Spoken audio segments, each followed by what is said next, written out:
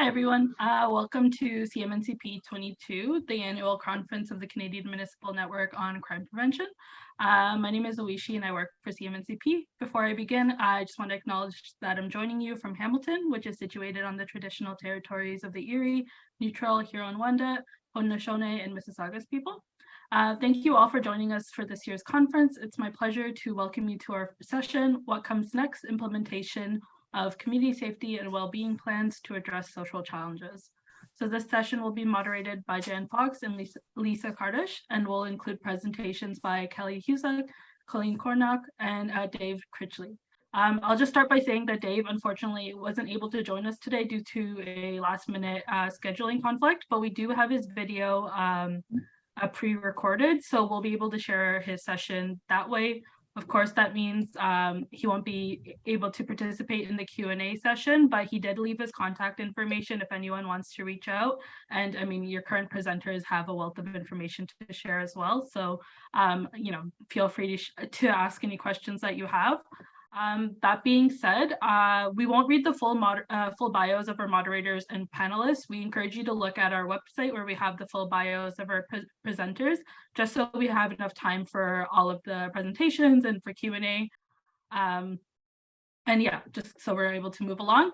And so without further ado, I am pleased to welcome our moderators for this session, Lisa and Jan. Lisa is a project manager at Reach Edmonton, and she is here with Jan, who is the executive director of Reach Edmonton, as well as the co-chair of CMNCP. Thank you both for agreeing to take part in this session, and I'll hand it over to you guys. So just going to start off with a land acknowledgement. Jan and I are both joining you from Treaty 6 territory, which is also Métis Region 4. But do acknowledge that there are people from many territories across Turtle Island and regions, including those that are unceded. Here in Edmonton, or Amsquitchie-Uskagan, or Beaver Hills House, the water we drink all comes from the North Saskatchewan River, which flows out of glaciers from the Rocky Mountains that are west of us. And that eventually flows into the Hudson Bay. I like this imagery because it shows how boundaries kind of become irrelevant and just how connected we are with the land and with one another. So in the spirit of treaty, we gather in this space today and appreciate the relationship with the land as the starting point to do better for the land we share and for the people who live here. As long as the sun shines, the grass grows, and the rivers flow. Thank you so much, Lisa. Thank you for starting us off in a good way. And that's a beautiful land acknowledgement. So I am Jan Fox from Reach Edmonton, and also very proud to be the co-chair of the Canadian Municipal Network on Crime Prevention. And I'm just going to do a very brief overview of what this session, what the objectives are of our session today. But starting out by telling you, we're just so blessed to have three incredible practitioners and great presenters here to tell you about their work in various different stages. And we are also going to allow lots of time for questions. And I want to welcome everybody because, gee, Lisa, we've got a really good group. We have like 45 people coming. So we're feeling really good about that. And I keep pressing more admitting people. So welcome everyone. And feel free if you wish to put which lands, which treaty or unceded territories you're from in the chat line. We always love to see this. So just by way of an overview, of course, this is the community safety, well-being, planning, and approaches to social challenges. So as teachers used to say when I was in university, if you're in the wrong room, hopefully you're not, you're in the right room. That's what you're here to do. And I'm really proud of how this panel has been put together. We're going to be looking at community safety and well-being plans from a whole variety of perspectives, starting with early implementation of community safety and well-being plans, looking at things like choosing a governance structure, looking at how the importance of community engagement and action tables. And then we're going to move on to talking a little bit more about a plan that's maybe in a mid stage. So you have a bit of a sense of, what at the very beginning and then where we're at in the middle. And at that point, we'll also talk about how we're setting up, how to go about setting up an entity or a responsibility center. We're going to be focusing on things like how do you get it done? How do you drive action? And then in Dave's presentation, he'll talk about implementing it years later, keeping the fire going underneath it, keeping it fresh, and keep always being mindful of the ever-changing ecosystem And everyone who works in this area will agree with me that it is an ever-changing ecosystem around community safety and well-being, or crime prevention, or whatever words you use. It seems that everybody sees a piece of themselves. And so we're going to talk a little bit about that. And as we do, and as I said this morning, for those of you who were at the opening, we are asking each of the presenters to think about the following things in their presentations. So starting with, to what extent are social challenges impacting safety and or the perceptions of safety? I think that's really, really important. We're also asking them to touch on what are the approaches to addressing the stigma associated with social challenges. I thought it was very interesting, some of the presentations we heard this morning in the opening ceremonies around that. So hopefully they'll pick up on some of that. And then thirdly, what are the effects of the COVID-19 pandemic on social challenges? So we want to be thinking about how that is and sharing that information from the various presenters. And also when you're asking your questions, or we welcome your opinions as well when we get to the interactive portion. And lastly, the presenters will talk about what are some cutting edge approaches to addressing social challenges and increasing local safety. So that's generally where we're starting. And we have asked Colleen to start, and I know we aren't going to go through her whole everybody's bios, but I do want to just say thank you for being here, Colleen, and just mention that Colleen is the Community Safety Services Manager for the City of Kelowna. Colleen leads a very dynamic team of dedicated community safety practitioners, striving to enhance community well-being and safety for all through leadership, education, engagement, and of course, collaboration. In a career spanning nearly 20 years, she started her career when she's about 10, I think, right, Colleen? Because 20 years, not possibly old enough to work 20 years. She's worked in collaboration with enforcement partners, social agencies, businesses, and citizens, and she strives to ensure Kelowna is an even safer place to live, work, and play. And I'm also proud to say that she serves with me on the board of the Canadian Municipal Network on Crime Prevention. So over to you, Colleen. Thank you so much again for being here. Thank you so much, Jen, for that warm welcome. Wonderful to be here this afternoon and throughout the conference. I've also been working with the conference committee to bring this year's CMNCP conference together. And I'm really looking forward to next year when we'll be able to meet in person and have these conversations face to face.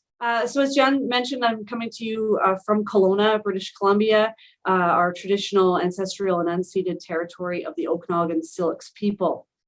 And it is my pleasure to join this conversation today. I'm pretty excited to see what conversation and questions come from the group that are following along this afternoon.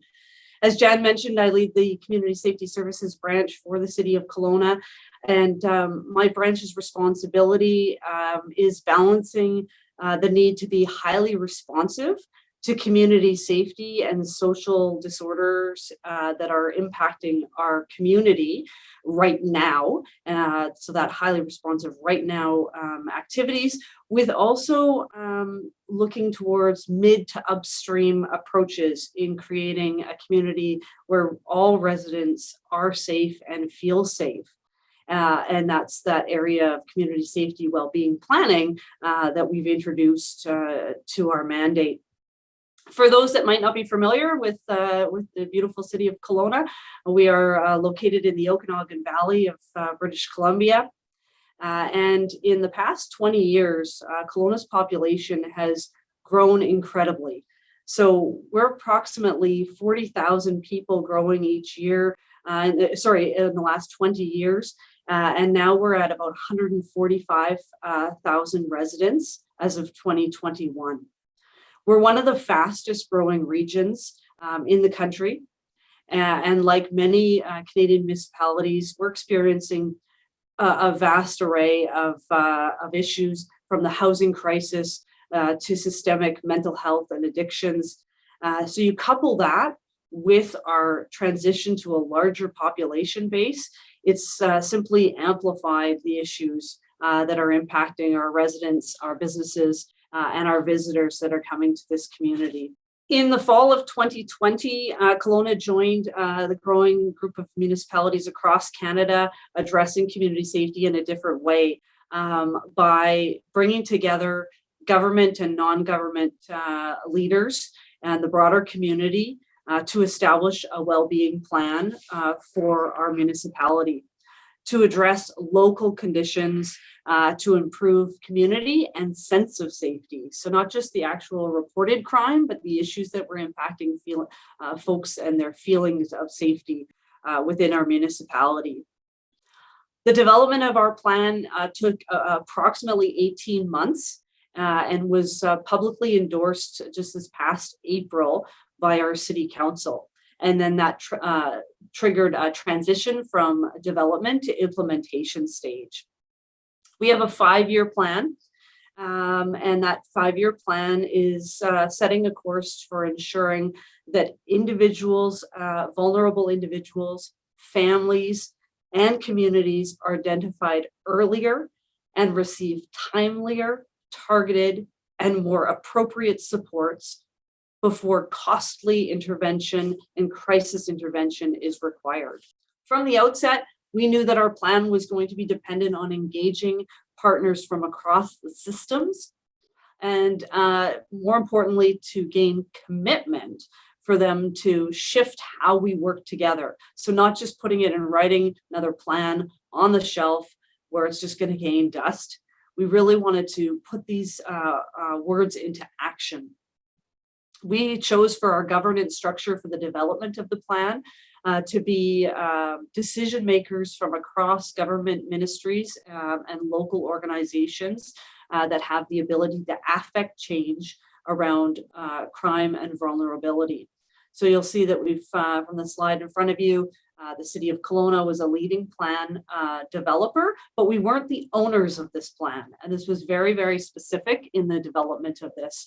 We would help guide it, but we weren't owning the plan on our own.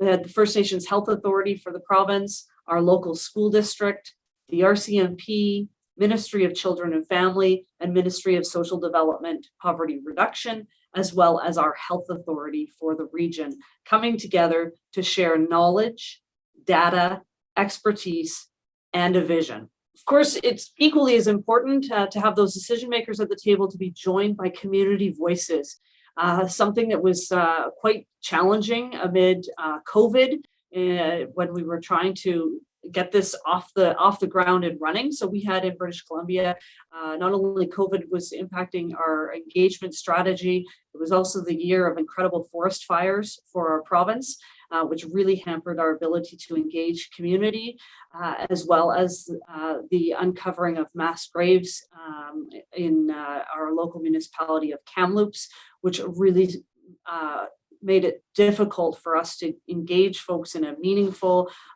way in person, and we had to pivot to be able to address that.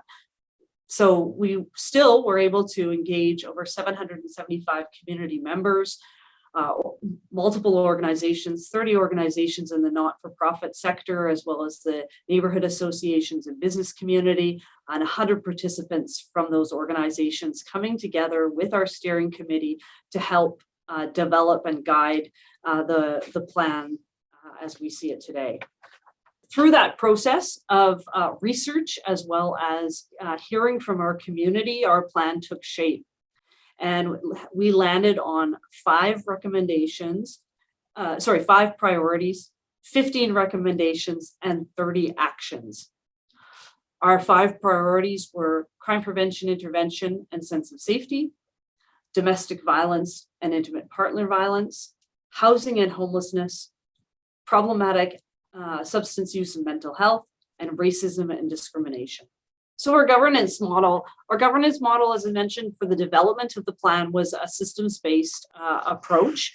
As we transitioned into implementation, we really were looking to strike a balance between ensuring that we had those at the table that could affect change, facilitate change at a local level, with also making sure that we expanded our representation to include relevant subject matter expertise at a local level.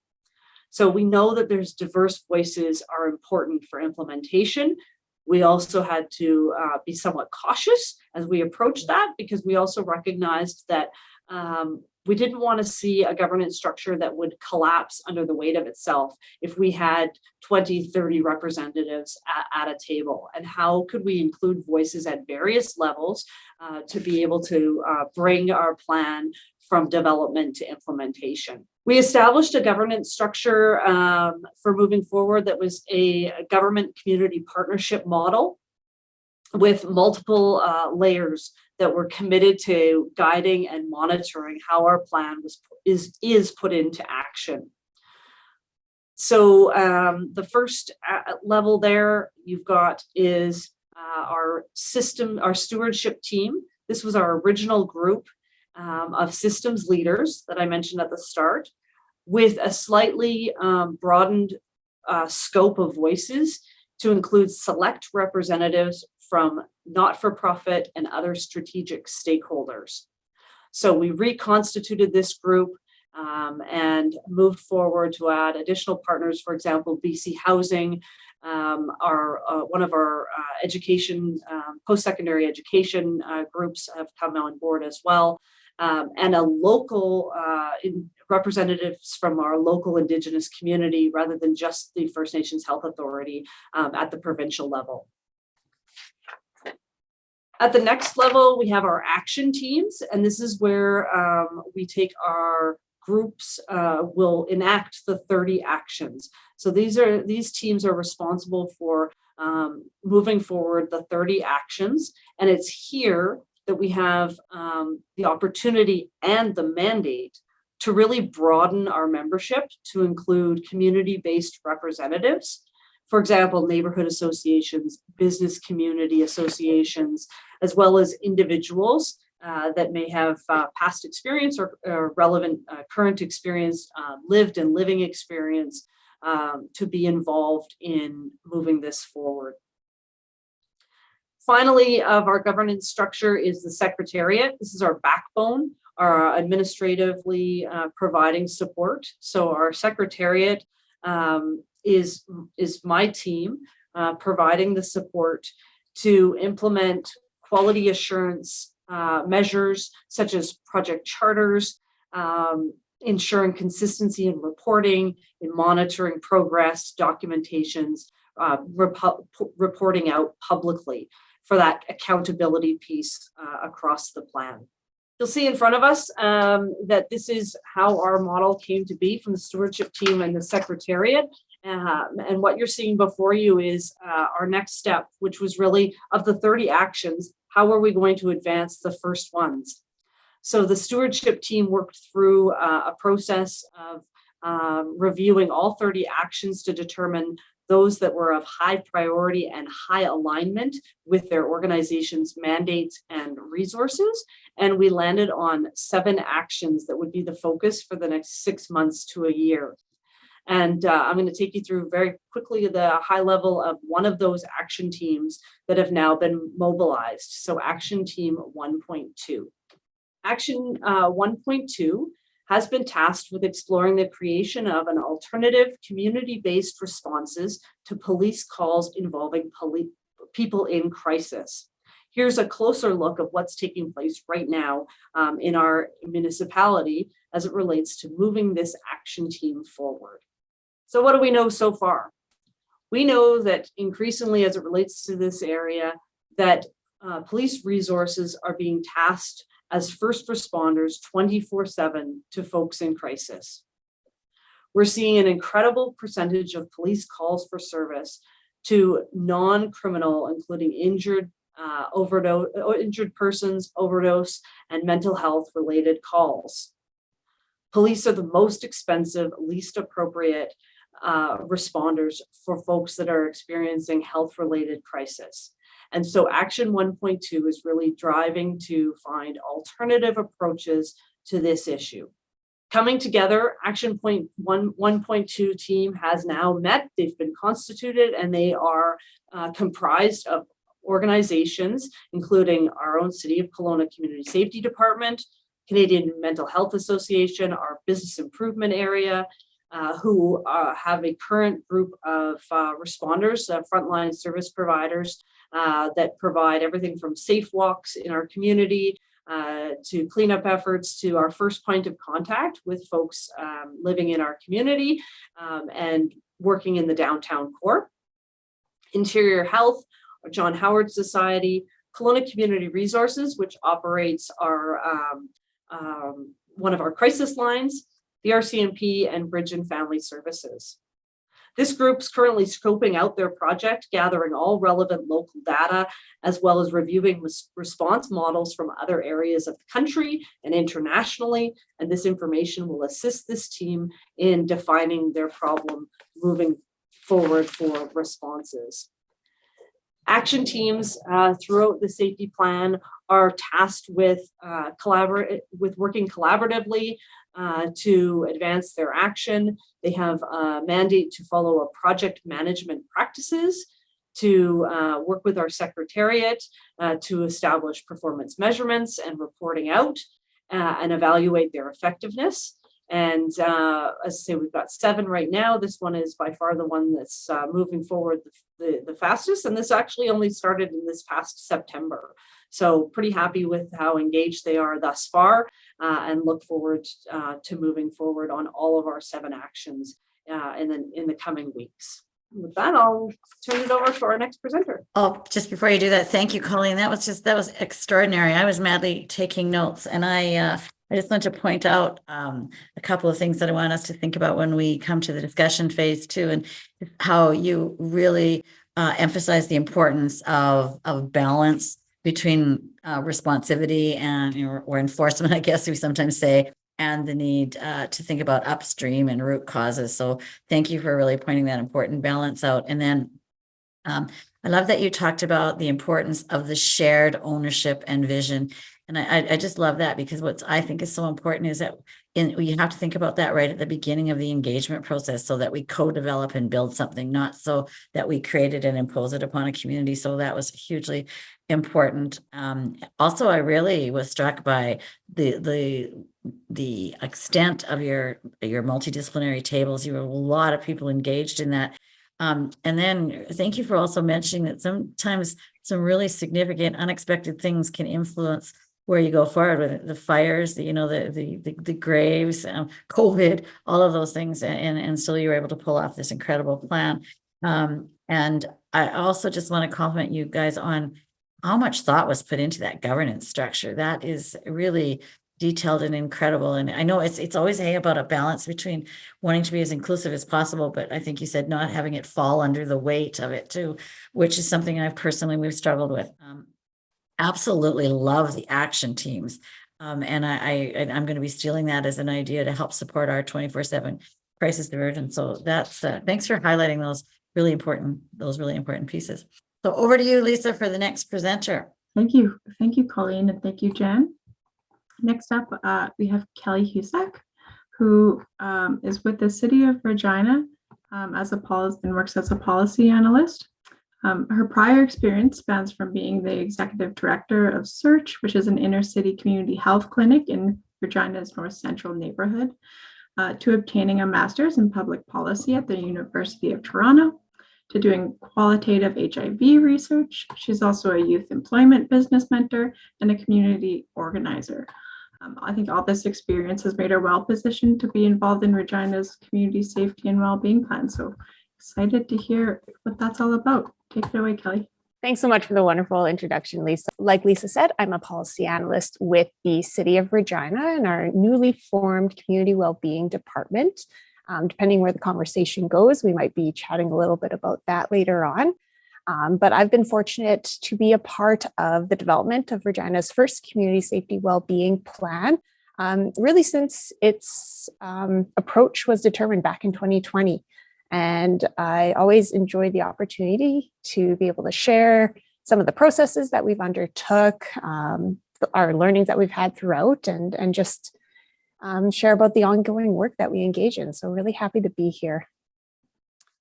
I'll also start briefly just with a quick land acknowledgement from where I'm joining here today, and that is Treaty 4 territory. So this is a treaty signed by 35 First Nations across southern Saskatchewan and parts of Alberta and Manitoba. It is the original lands of the Cree, Saulteaux, Dakota, Lakota, Nakota, and it is on the homeland of the Métis Nation. And I shared this just as a small action in recognizing the histories of these lands and see it as an opportunity to reflect on how we can go about strengthening our ongoing relationships and understandings with Indigenous people regarding history, identity, and ways of knowing in our ongoing work. And then just to start this presentation, I will just speak very briefly about the background of how we kind of came to be in developing our community safety wellbeing plan for Regina. So our story really begins with a council motion that came forward in November of 2019 that linked Regina's high level of crime with underlying root causes or social issues such as addictions, poverty, food insecurity, etc. And then this motion directed council to undertake a planning process for community safety and well-being. We then engage in a procurement process and we're able to enter into a partnership with CMNCP, and our project started towards the end of 2020. And then over the year of 2021, I guess kind of a couple years back now, we worked with our partners at CMNCP to engage in a community safety assessment. And then over the year, as we worked through that, we then began to draft the plan towards the end of the year. And then in November of 2021, Regina City Council then considered the finalized plan, and it was endorsed by this body at that time. So we're almost coming up to a year here of the anniversary of that later this month. And then over the past year, early steps have been taken to begin to implement the plan, both what I refer to as internally to our organization, as well as externally within the community. And then just to also preface this presentation, I wanted to highlight the significance of what this plan means for us as a community here in Regina.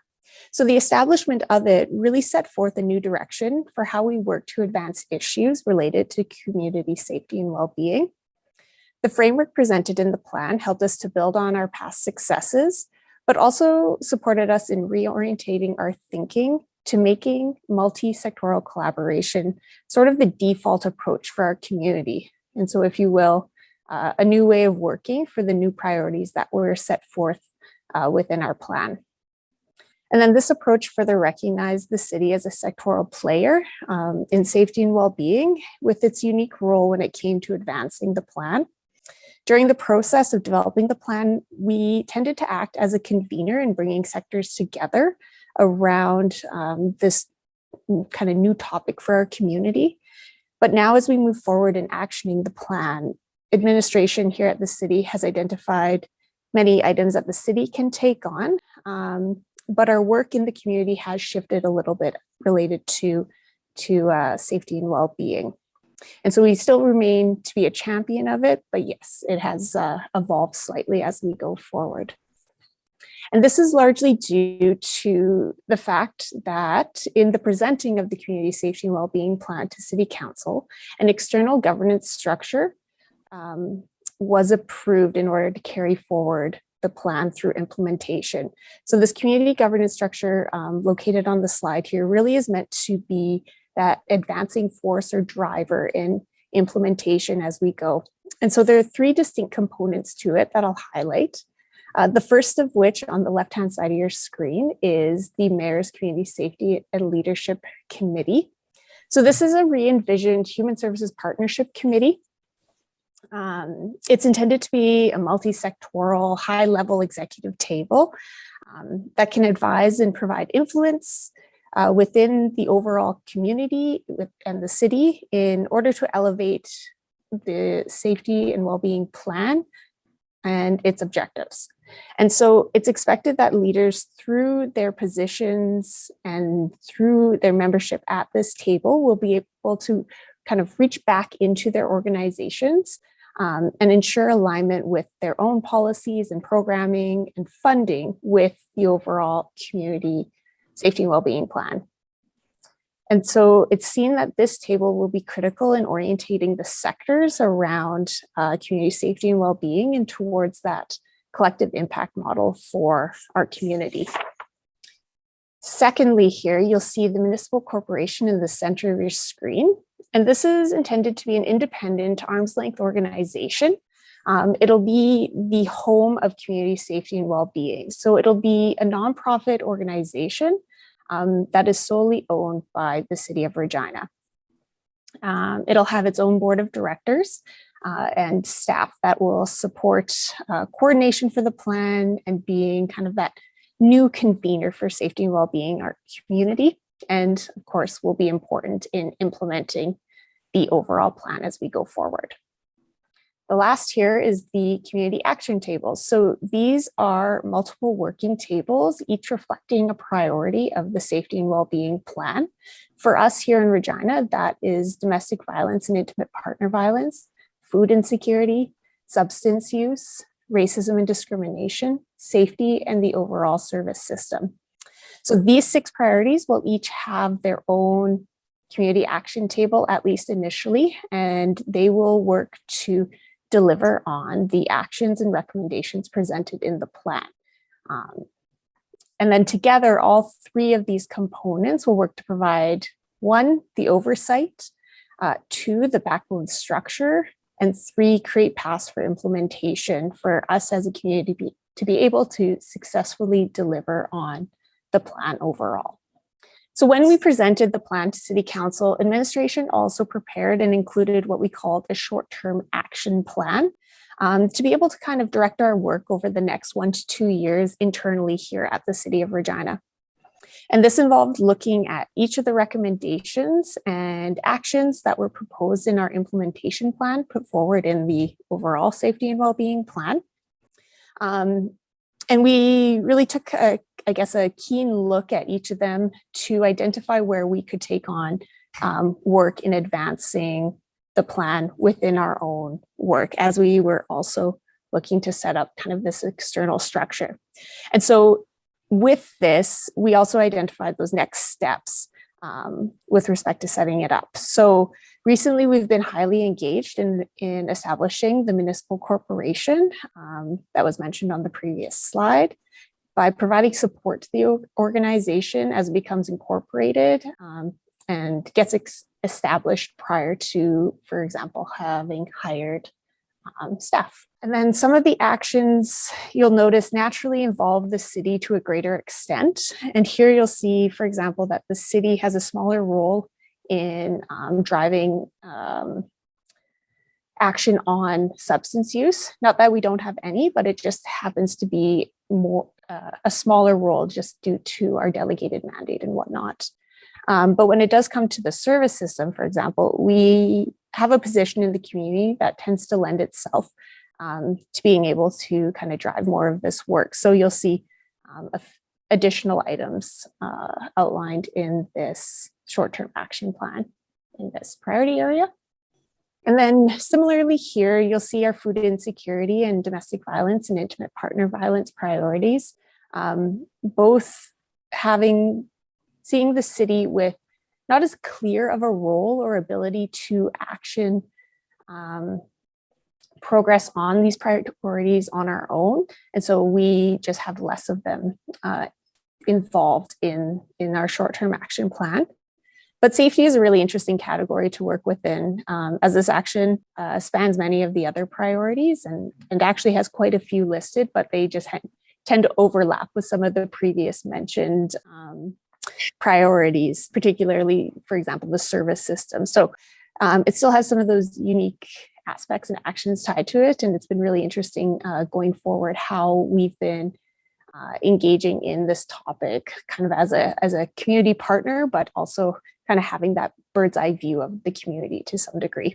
So all this is to say is that a year flies by incredibly fast. And although we haven't completely fully achieved every item on our short-term action plan, we've remained very engaged in kind of in the process as we've gone along, even though much of the, I think, future will look to the community safety and wellbeing entity to driving a lot of the work going forward. overall, I've found that there's been an ongoing kind of education process or onboarding process that's been required, engaging with partners and even mayor and council in understanding the plan, but also what the plan can mean for the community. So with respect to establishing our community governance structure, I did mention the community safety and wellbeing entity. And as of late, this organization has achieved quite a few very exciting and early milestones in establishing itself in the community.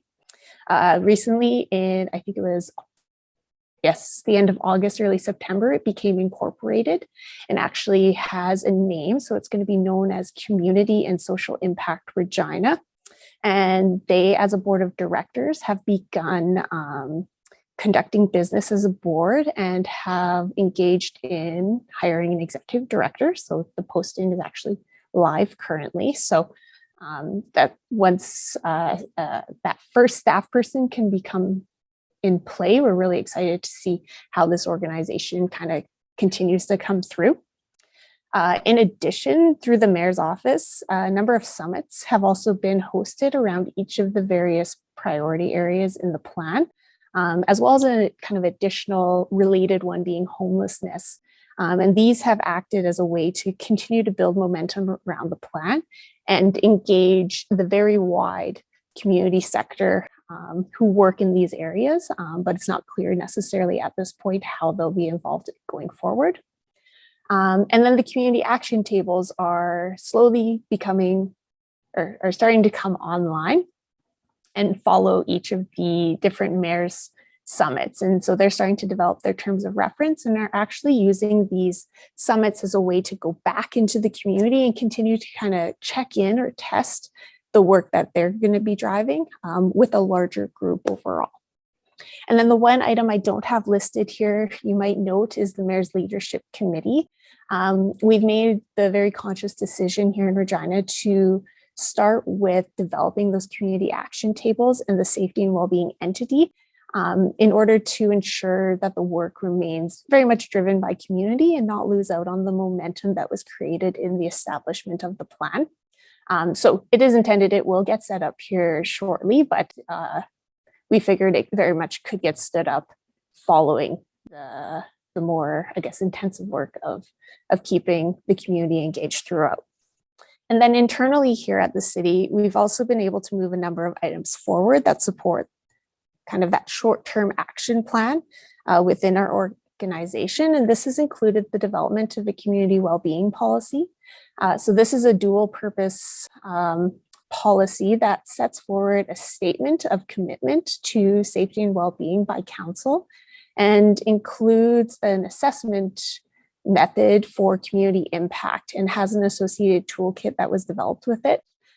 I've really been very proud of this work and I'm excited to see how we're able to kind of bring it to life through implementing it through the organization, because this ultimately will be able to support administration and council in applying a community well-being lens to all of our work throughout the organization. So I hope more details will come with that, but it has just recently been passed at council in August. In addition, we have been engaged in administering $500,000 in annual funding for harm reduction. So we've done this over the last 2 years, and this has been established now as an annual funding source. And so this work will continue as we go forward. We've also been engaged in locating needle drop boxes or the placement of additional ones in the community, and do so through a committee involving the city, fire, the Saskatchewan Health Authority, and our police services.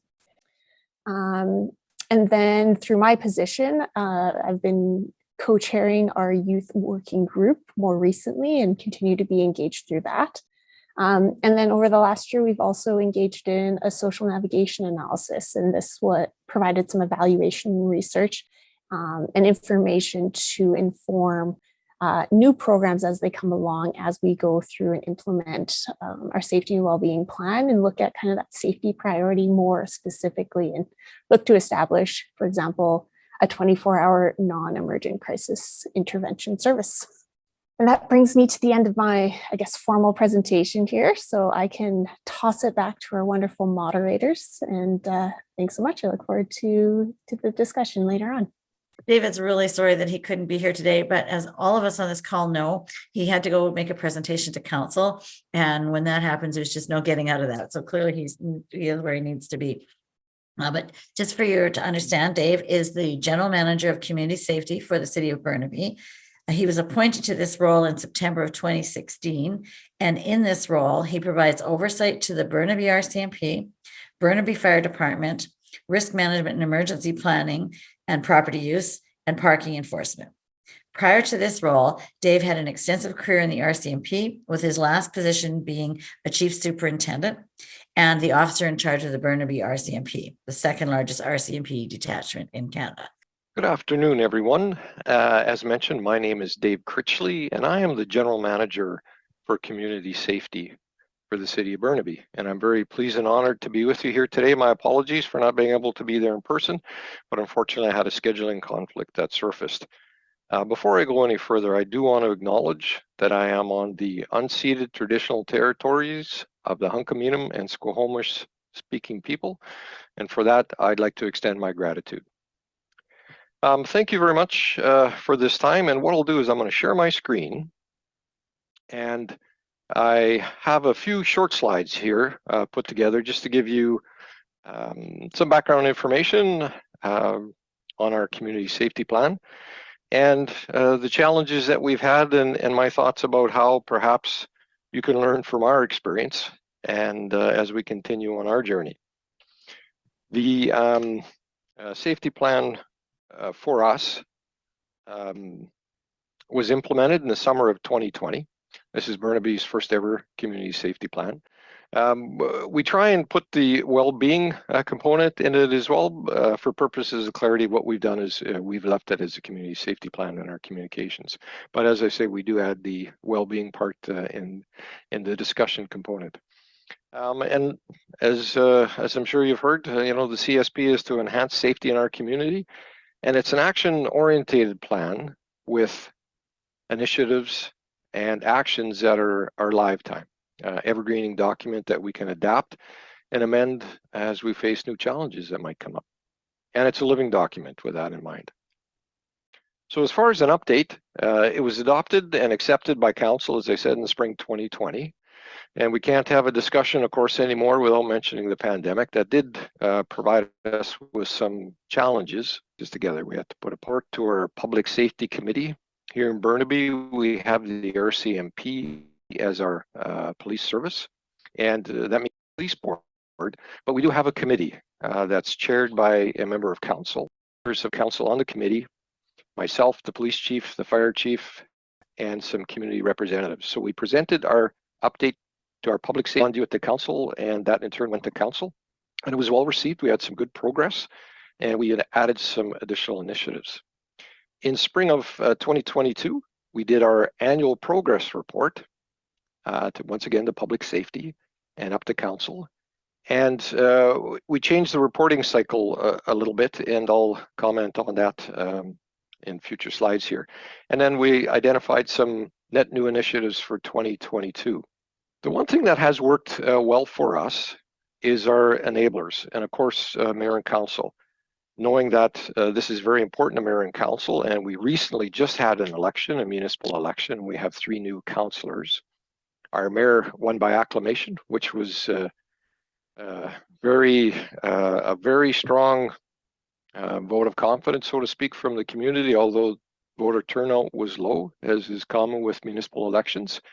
It's unusual for a large municipality to have a mayor win by acclamation. So strong show of support.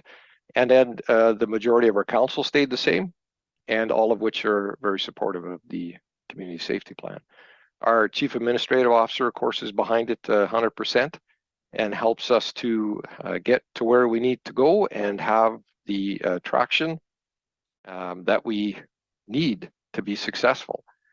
And then the stakeholders also are very strong advocates for us and, of course, very involved, both internal and external.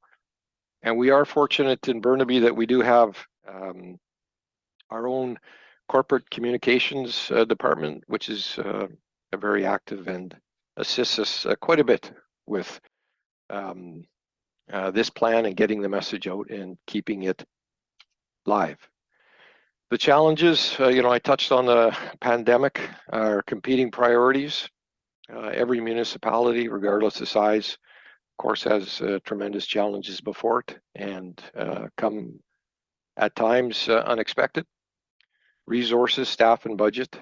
For us right now, we're just starting to enter into the phase where I'm going to council for our 23 budget, looking for money and staff to be dedicated to our community safety plan.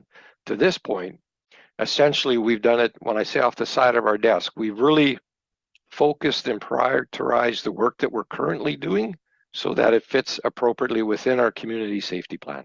But we're looking now to get more traction and more momentum, which of course takes people and money.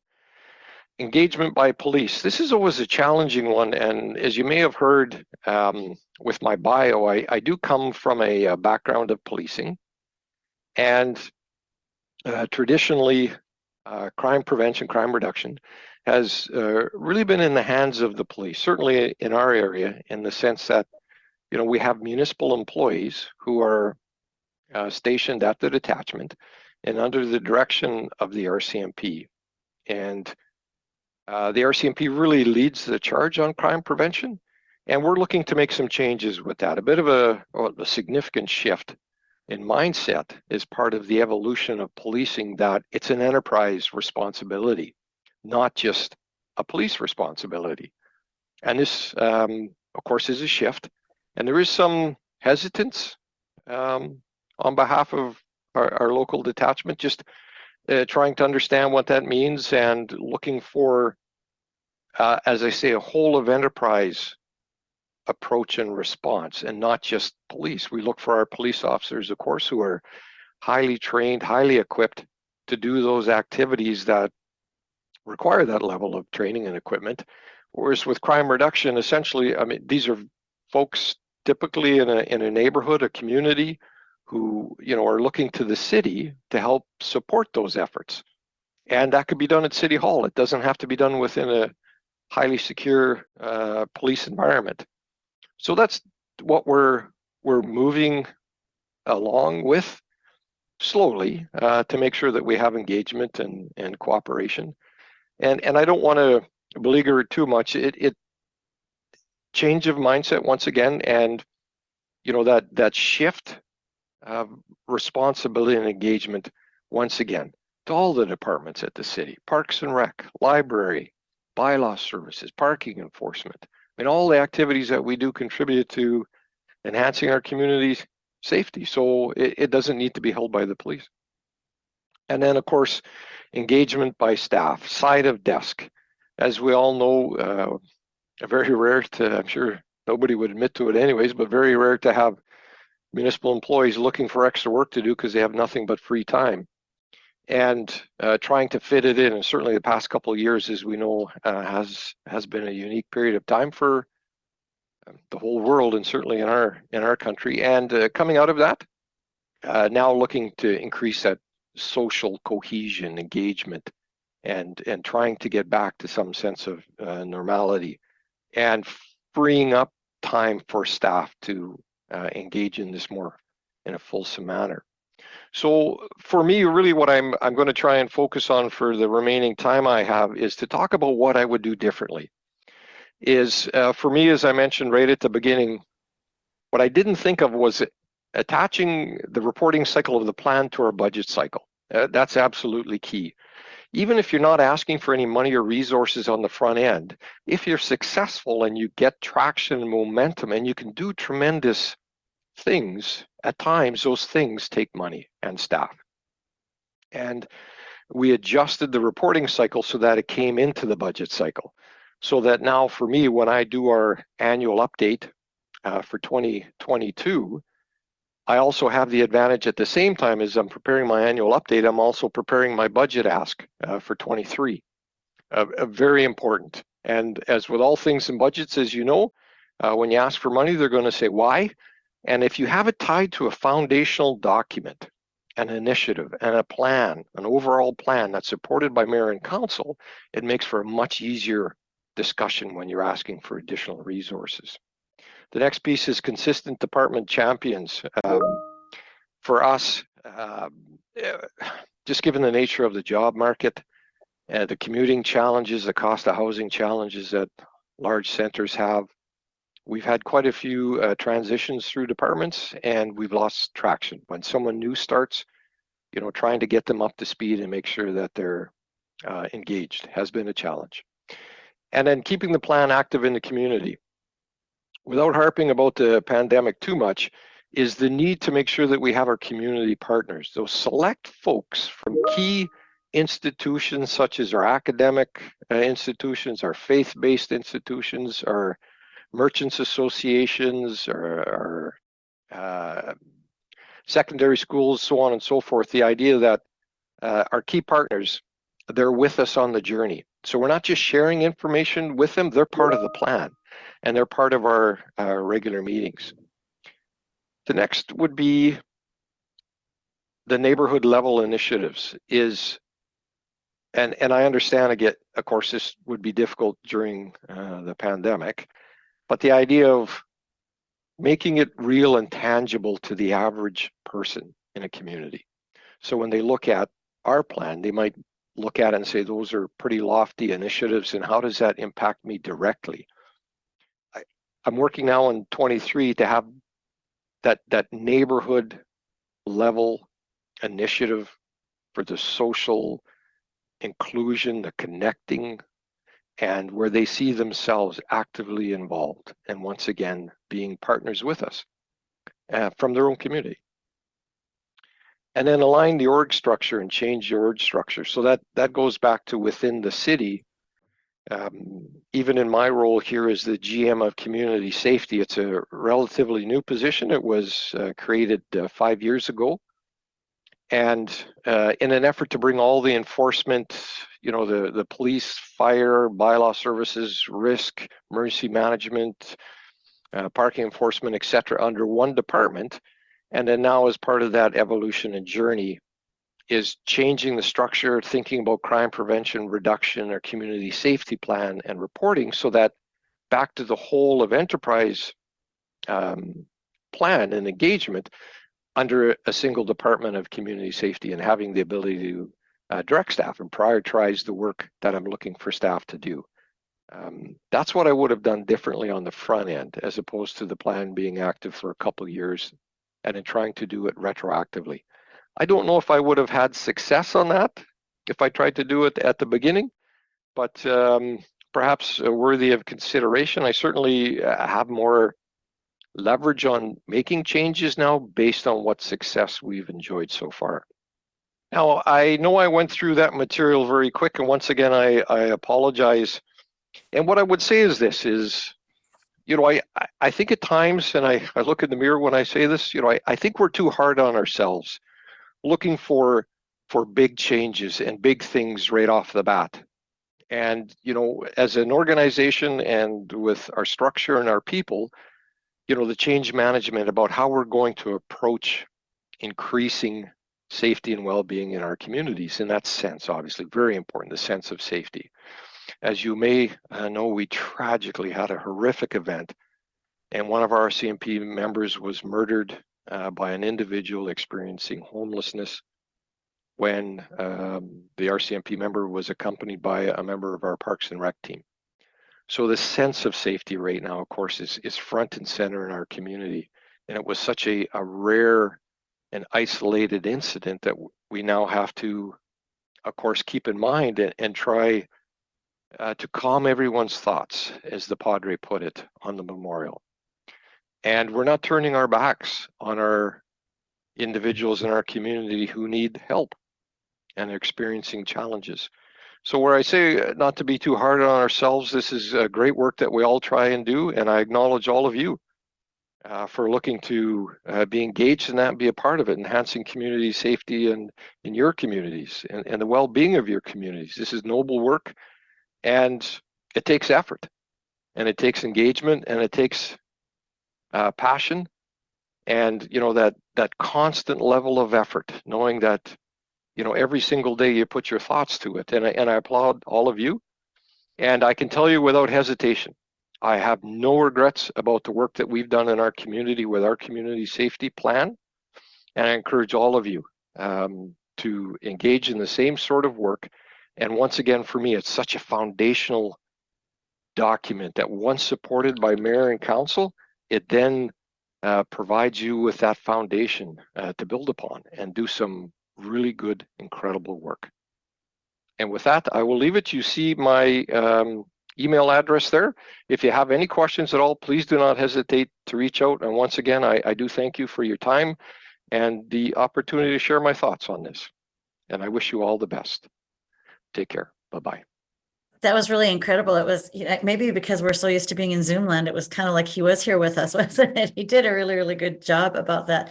And you can see throughout all the presentations some common themes. Some of the things I picked up from his presentation was the renewed emphasis on well-being and not just crime prevention. I thought that was really important. And I think others have talked about the importance of champions. He called them enablers, but how we couldn't do this work without those enablers or champions. And I really resonated with, I bet a lot of you, certainly with me, the whole challenge related to competing priorities. And I hearkened back a little bit to, some who are looking at models that are arm's length from their city, some who are doing it from within the city, some who are doing it off the side of their desk. And as Bonnie from the CMNCP team said in the chat line, this whole governance structure might be a theme for another conference and how we can learn. I think that's quite right. He talked also, as you all did, about the importance of having dedicated resources to this. And having, I guess, somebody who's responsible for it, somebody who's in charge, or a responsibility center, because it is very complex to try to do this off the side of your desk. I think we all probably had a smile when he very nonchalantly said there was some complexities when it came to engaging with police. I saw Colleen certainly did, and we understand those, but as they're our biggest and most important partner, and how do we navigate those kinds of things. And I loved in his presentation where he just said all those things that he would do differently. And I thought that was so informative to all of us. And lastly, his comment about how important it is to be real and tangible to the community. The community has to feel that buy-in for it. And I think that was a common thread for all of your presentations too. I was just blown away with the quality of this panel. You guys just did an incredible job. Thank you, Kelly. Thank you, Colleen. Thank you, Dave. If he decides to listen to the recording afterwards, just spectacular. And Oishi, you, I need to give you a big vote of confidence too, because you kept us all on track and didn't get anyway flustered when at the last minute one of our panelists dropped off, and you brought us all together in advance to be organizers somewhat for this. So Lisa, did you want to make any comments? Yeah, great panel. I really love hearing about the root causes, and kudos to the City of Regina's council at the time for recognizing that root causes cause so much disruption and social disorder later on, and the need to prevent those. So that's amazing and music to my ears. So no, fantastic job. Special again, super thanks to you, Colleen and Kelly. I know you have a million other things to do, but it was an incredible presentation. I got lots of ideas. I know Lisa did too, that we're going to think about at Reach, and I know it'll impact the work of everyone here. So huge thanks to everyone involved. And Lisa, I'm going to give the last word to you, and then we'll let these people on with their day. Great work going on. I'm so excited to see all this happening. And it sounds like we have some sessions already and stuff to go off of for building off this. So just fantastic work. Thank you for your time to present all this. And thank you to Oishi for keeping us organized and supporting us through this whole thing. So thank you so much. And have a great rest of your day, everybody. And I hope you enjoy the rest of the conference.